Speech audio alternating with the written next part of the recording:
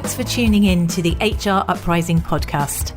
I'm your host, Lucinda. The HR Uprising is focused on helping forward-thinking people professionals deliver real lasting value in their organisations. I'm a chartered psychologist, speaker and trainer, and recently authored the best-selling business book, How to Be a Change Superhero. My day job is founder and CEO of software and training business Actus. This gives me the opportunity to work with other businesses like yours. We are focused on building a better workplace for people wherever they are located, with the help of our performance, learning and talent management software and our training and consultancy services. Every week on the podcast, I will be covering different topics and challenges, joined by relevant experts and real-life people professionals. Thank you so much for tuning in. I really hope you enjoy and get value from this week's episode.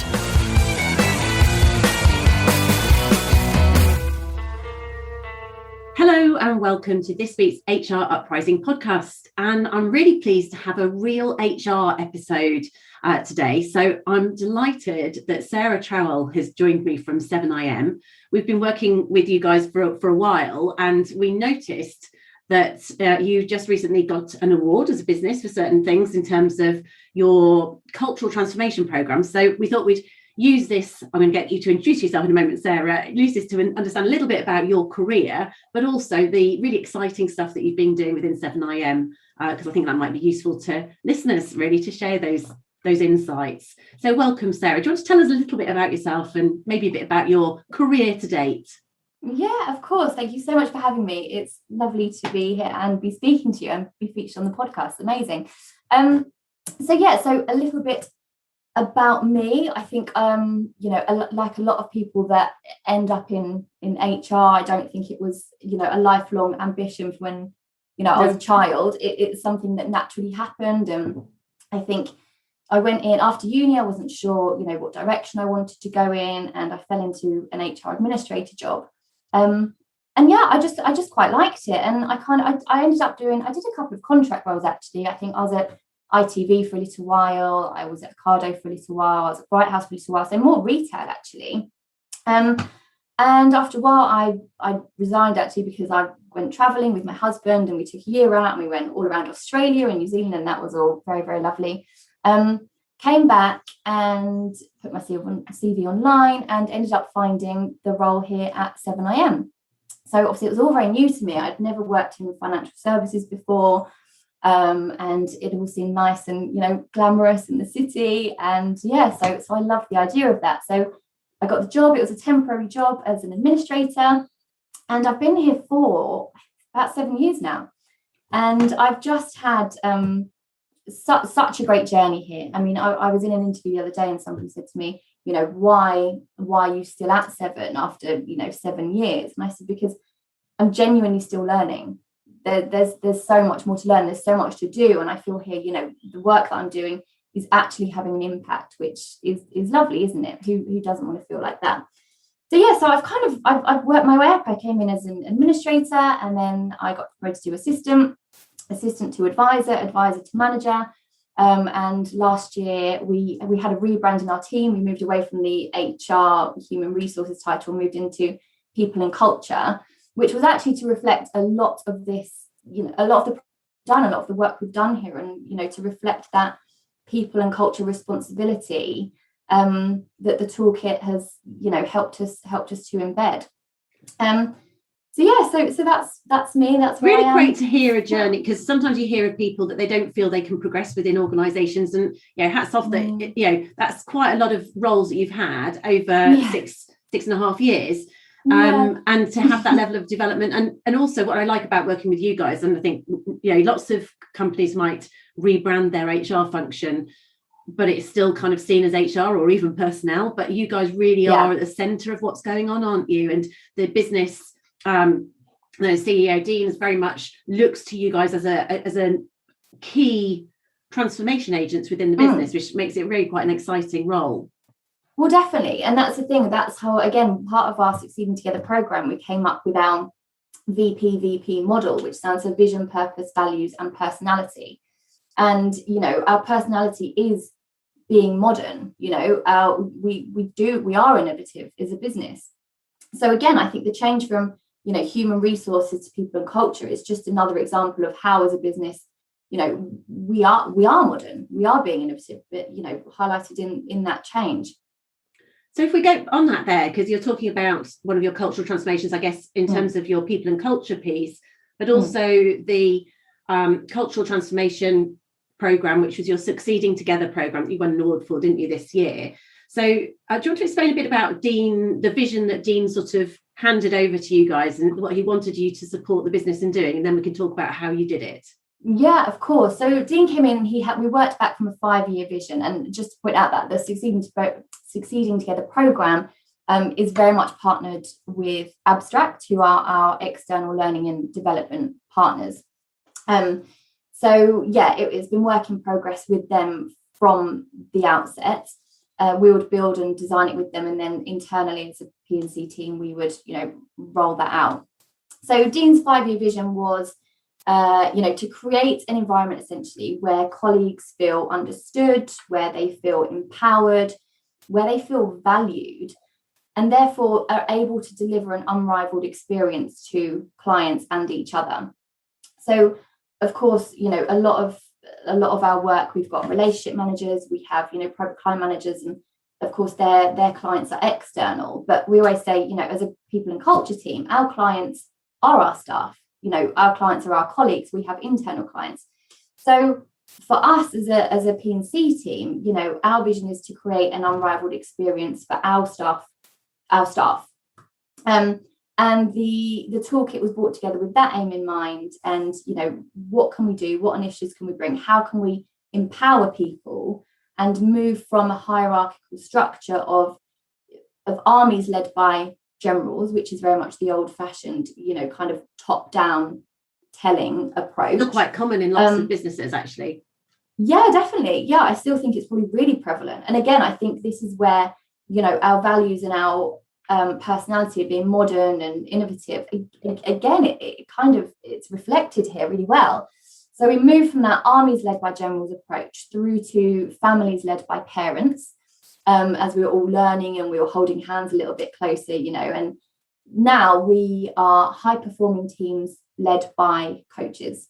So that's quite an evolution. And I guess we'll talk about your toolkit and the various aspects that helped you on that journey.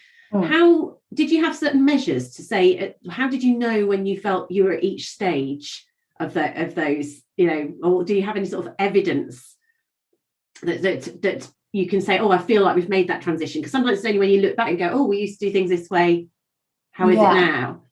That's a really good question. And things like that are always really hard to measure, aren't they? Because, it's hard to quantify that kind of data. Sometimes it's a feeling. Yeah, I think it was. And, from feedback, I would say. And I'm trying to think. I think the business feels different is what I'd say. So obviously I am someone who, can measure that in my own experiences from being here for 7 years and, having that feel. And it's like what I said to you earlier, there's no wrong and right. That's not to say that armies led by generals was wrong. It worked at the time. It obviously worked because 7IM have, done exceedingly well. It was just when Dean came in, it was the right time to change that and have that shift. And I can definitely feel it. And I think, again, it's we've created an environment where there is, there's high demand, but there's high support as well. And, so we do challenge each other. But I think it's okay to challenge when people know that support is there behind them. And again, and I do see that, and there's people who, we'll come on to it, but there's an extended leadership forum. Well, that's probably worth explaining, because I wonder if that was one of the key aspects of it, because it's a dissemination of power, maybe. Do you want Exactly. to say, so your elf, much do you hate the term of the elf group, which you're part of. The elves. Do you want to explain the extended leadership forum? Because I think that probably might be one of the tools that was put in place. Yeah, of course. So obviously you've got Dean Proctor, CEO, and then you've got the executive committee level of 8, 9, 10 people potentially. And then there was just there was just a gap between, exco and staff who are driving the day to day, who are those, those core performers that you need in a business. But it's really hard to deliver messages and, get meaningful communications, I think, down to that, not down to that level, but out to that level. Yeah. When there's only 10 people doing that for 340 others. So we decided that we needed people who, could be those culture carriers, who could use the toolkit that we put together and, go out and be embedding those messages in their team. So a lot of them are managers. Not all of them are managers, but they're essentially, people in the business who are potentially future leaders or aspiring talent, who are positive role models, who are showing the traits, who are displaying the personalities that we have in our BPDP, and helping us shape the direction of our business. So the messages that come out, and again, we'll touch on the things we've done like culture hubs and things like that, but it's making sure that those messages aren't just one-off events. This is great, you should use it, and it doesn't go anywhere. So our ELF members are, actively using the toolkit in their day-to-day and sharing them with their teams.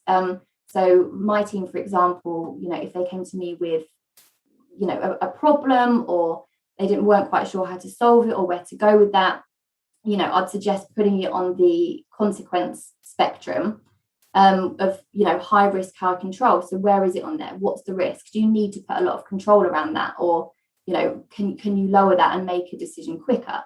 So again, we can touch on some of those if you want, but it's just really simple tools and techniques that I think they're hard to use, but everyone's so busy, aren't they? And you get so wrapped up in the day-to-day and firing emails and responding to that and, working in what we call system 1 thinking.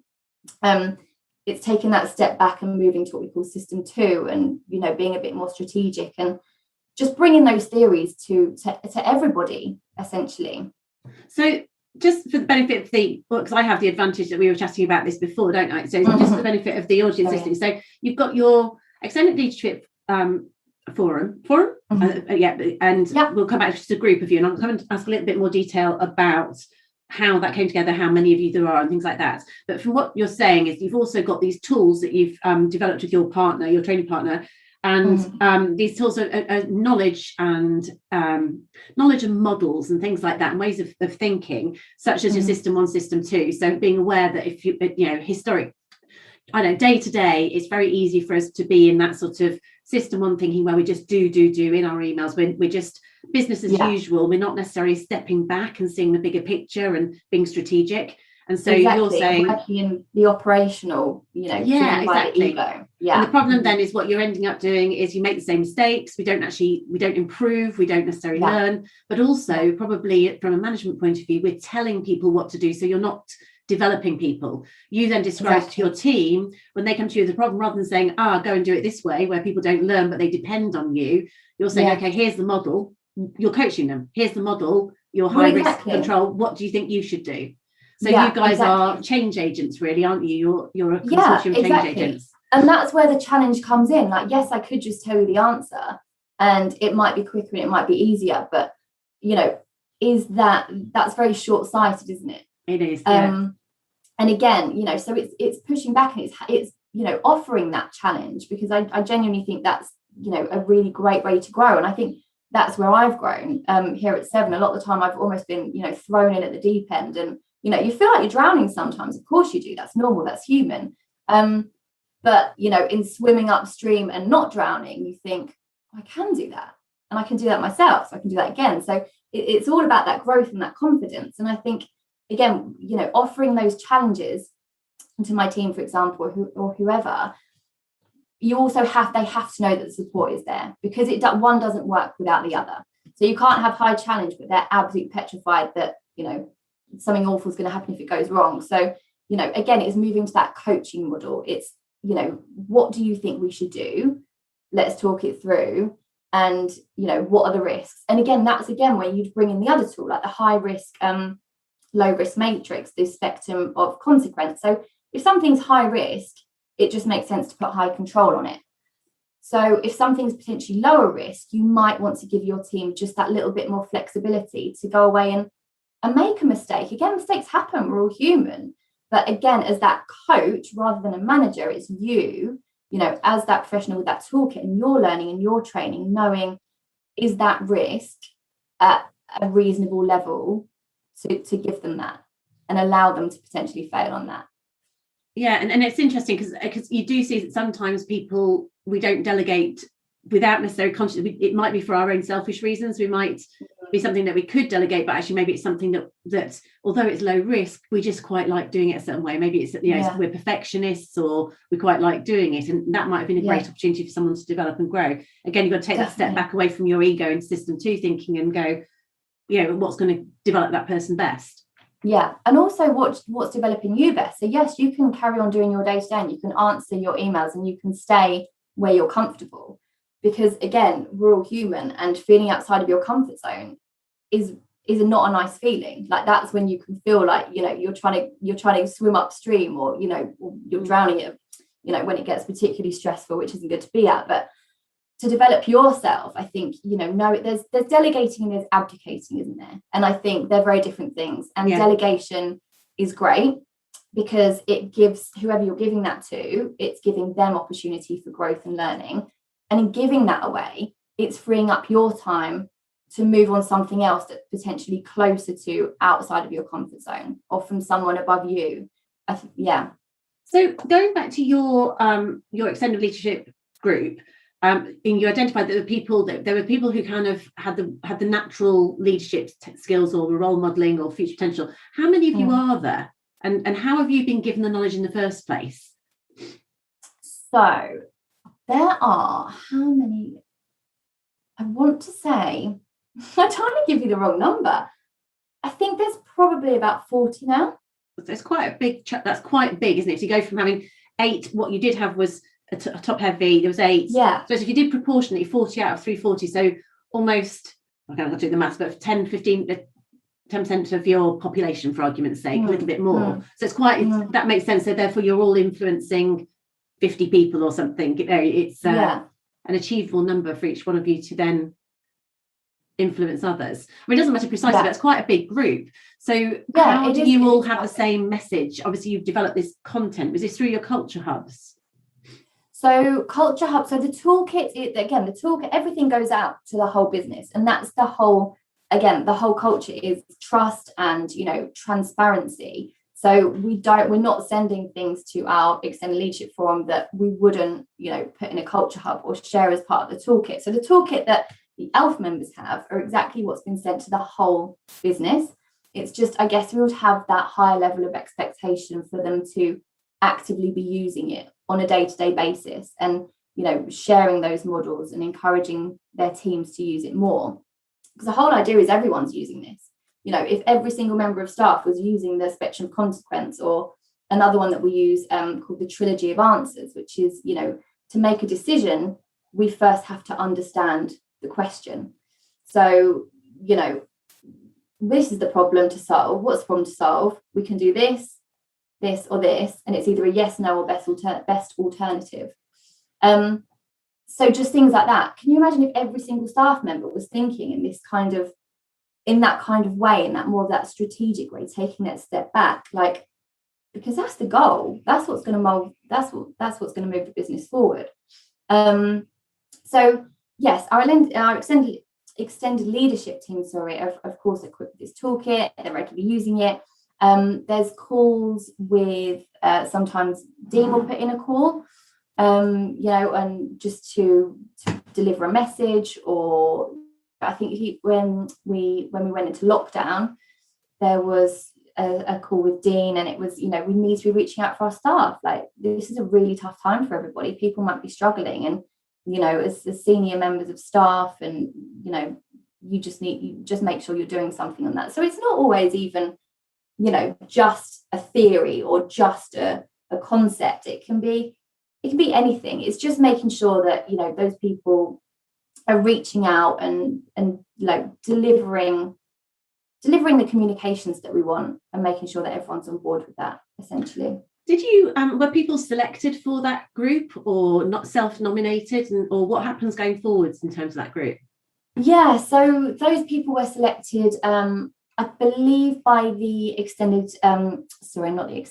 by the executive committee. Okay. So they looked around who was in their teams, who were the people showing potential, who's actively kind of displaying these traits that we think they could take them further.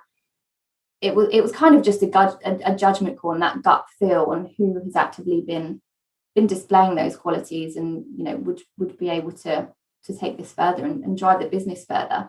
And also there are selected people in the extended leadership forum that will be picked out and work on higher business level projects that are typically just saved for the board. So recently there was, I think, 6 of our members from that group who went away to work on a acquisition strategy, an acquisition and merger strategy.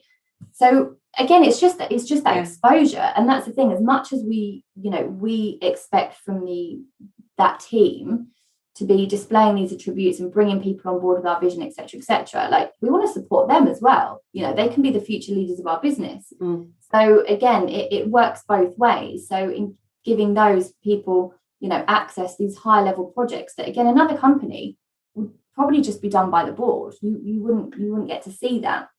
And again, it's pushing people outside of their comfort zones. They don't have to. It's positioned as, this is an opportunity. You don't have to take part, but it could be really good for you. You've never done anything like this before. Again, as an executive team, we'll support you. You go away, come back with and present, what you think could work, and we'll work it from there. So it works both ways. No, and that's helping. It's succession planning, but a more sort of organic way of doing it, isn't it? It's giving maybe a wider way of route to do that. So you've referred to this toolkit a few times. So is this on your intranet? So what does it look like, and what's within it?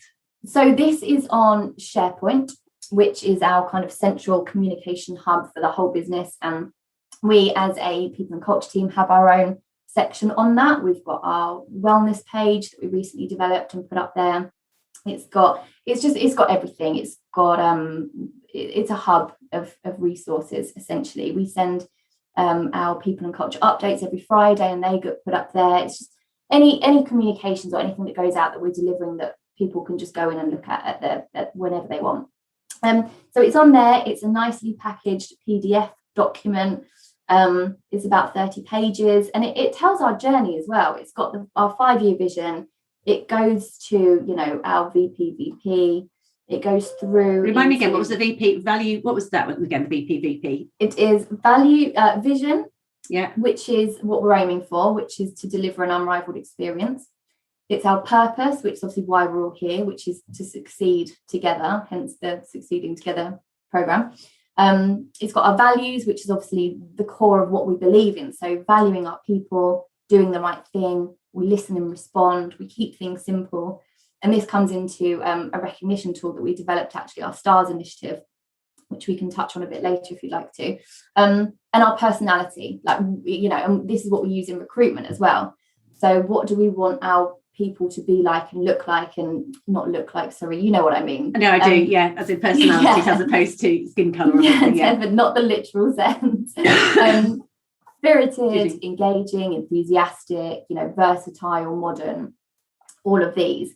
So it kind of sets the scene, and then it will move into the tools and the techniques. So those are some of the things you've alluded to, things like your spectrum of consequences and ways of thinking. Definitely. There's a bit in there about one-to-ones and appraisals, and a bit on our balanced scorecards, and it's tying it all together, essentially, what people can use. And at the end, it's got a commitment planner. So we've got your commitments from you. What will you do differently? By when? What are your measures? Like, what do you want to see happen as a result of the actions that you'll take, and your barriers?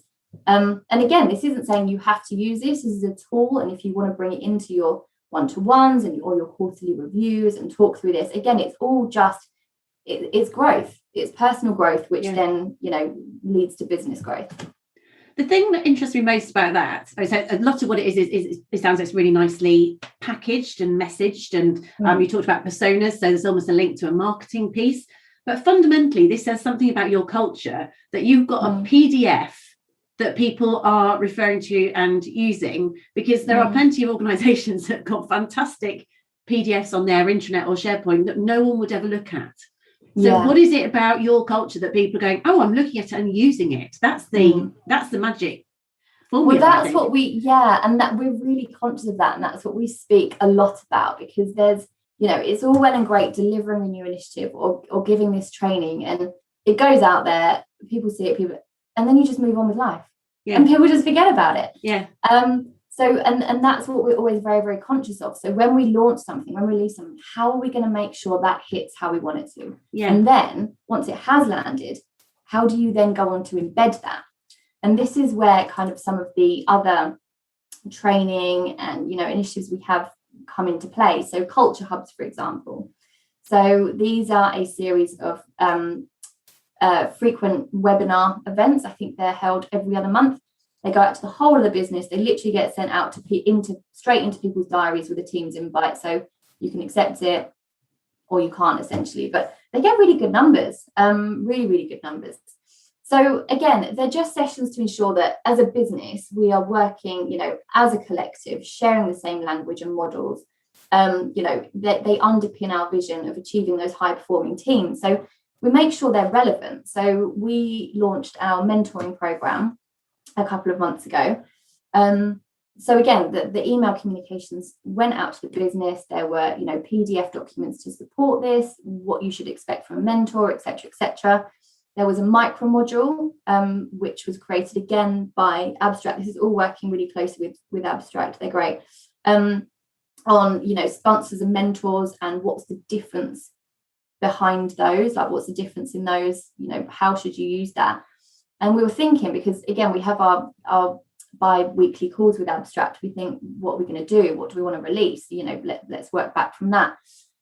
And they said, what do you want this culture hub to be on? And we thought, should we do it on the mentoring program? So the comms have gone out, it's on SharePoint. But do people read that when it comes through? We're all busy. And if something comes into your inbox, you've got good intentions to think, oh, I'll read that. And then you just don't. So we followed it up with a culture hub, which I delivered with one of the team from Abstract. And again, it just underpinning that, this is what's there. This is what we've released. But this is why you should use it. This is how it could help you. This is why you should have a mentor. So it's putting something out there, but then it's following up with, but this is what it means for you. And this is why, and trying to essentially inspire people to want to take action on that and want to develop themselves. So it is this embedding. I'm thinking this, we've been about change as well. Lots of businesses, the reason the PDFs aren't read is because it's not followed up. So you're following up in a series of ways, and you're repeating the same message, and you're giving people exciting new content. Clearly the quality must be there, otherwise people wouldn't keep on coming. And you're just keeping the traction going, I suppose, keeping the energy going and the momentum. And I like the idea about the inspiring, and then you've got the whole responsibility on your team, you're quite a big group of leaders elsewhere, just to keep talking about it. So it's actually, you can see how it fits with the change model, actually, in terms of embedding it, you guys being a team of champions driving it through. So what's next then? So there's lots of stuff that you've done there, and I guess in terms of, if people want to connect with you, you're on LinkedIn, aren't you? So people can perhaps connect with you if anyone wants to know more about this sort of thing. But what do you see as next for Seven? The people in culture team, your area in 7IM, and yourself personally in terms of your ambitions. Oh, good question. Where do we see us going? Obviously, we as a business, we continue to grow. We're growing really quickly. I think we recruited something like 80 people whilst we've been in lockdown. So we're definitely growing. That's a lot. And I think, Actually, sorry, before we go on to that question, actually, because I wanted to ask you this earlier, I forgot to ask you. Did you find with the kind of cultural group, did you lose any people who didn't fit, or have, did everyone come on the journey, or did you have to you see that some people who were just a bit too old school and they had to go? Sorry, in the extended leadership forum, or just generally? I think more generally, in terms of that whole culture of going from generals through to high performing teams. Was everyone able to engage with that change? I think, so what Abstract always say is what you'll find with anything is you'll find there'll be a third, and a third. So whether you're rolling out training, whether you're rolling out a changing culture, whether you're delivering anything, you'll get a third of people who are really on board, really enthusiastic, really inspired, want to take it further. You'll get that middle group of people who are like, yeah, no, that's all right, that's good, yeah, and kind of just carry on. And there'll be a third who just aren't interested. They're just not. And that's okay. And, it takes loads of different people to make the whole world go round. So, but more directly in answer to your question, no, we have genuinely only received such good feedback, really good feedback. And again, I think highlighted in the award. So I think, yeah, there'll be people who, don't attend the culture hubs and don't want to get involved. But again, that's okay. We're here. It's a tool. Essentially, these are all tools to, whilst we're developing and embedding this culture, it's also supporting people in their growth and their journey. So, and I think that's why, again, coming back to why I'm still here at Seven and why I'm still learning, because there's so many opportunities. And we're at the size where, if you want to make a difference and if you want to grow and you want to develop, you can do that. Like there are ways to do that. And I think, again, putting in these levels, so, culture hubs through to, if you want to have a mentor and if you want to be on the extended leadership forum, okay, that's great. Get a mentor then to say, I want to get there. Do you know what I mean? And then if you're on the extended leadership forum and you want to be on Exco one day, okay, great. So this is what we can do. You've got your PDP, you've got, obviously, we have our quarterly reviews on Actus, and, we bring in the balanced scorecard, and it all works. It all just works together, and there's so many different moving parts, and yet it seems to just flow. And it's really hard to describe it. It kind of just does. So again, I came off of your question again, I'm sorry, but it's great to be so enthusiastic. There probably aren't people who, have been passionate and, and they just want to come in, do their day to day, and that's okay. That's fine. You're a core performer of your business. Not everyone wants to challenge themselves and push themselves out of their comfort zone and, manage teams, etc., and that's okay. But then there are people who, a few of the extended leadership forum, they've introduced an initiative on meeting protocol, again, which has now ended up as part of an extra page in the toolkit. So again, it's still growing. It's still, this might not be our final toolkit. It's a work in progress. This is where it is currently. Which makes total sense, because actually the world is a work in progress in terms of our ways of working. So providing people with current tools for the style that's of working. The thing. So these two guys, they stepped up and they said, look, we're in lockdown and diaries are crazy. People are still booking in meetings that are an hour or half an hour.